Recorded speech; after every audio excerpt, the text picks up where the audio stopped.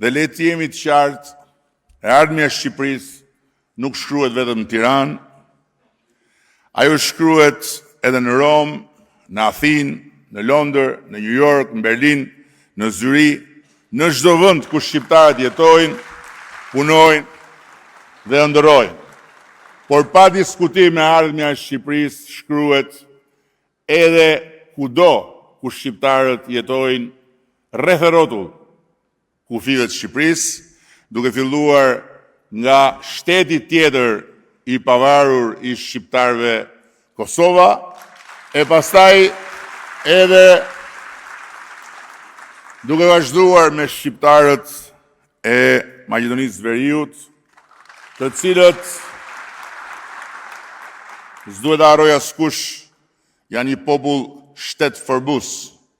i Republikës fqinje dhe mike të Maqedonisë Veriut, e duke vazhduar edhe me shqiptarët